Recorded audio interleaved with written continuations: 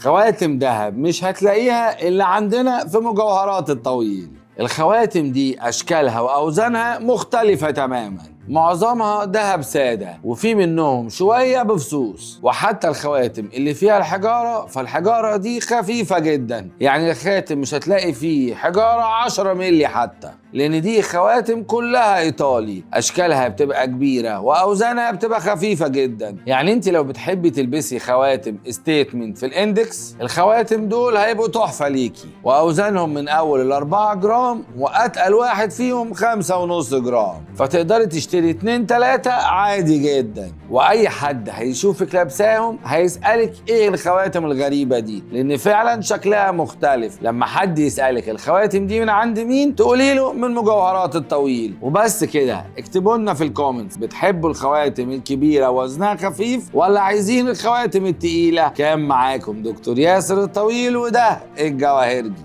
سلام.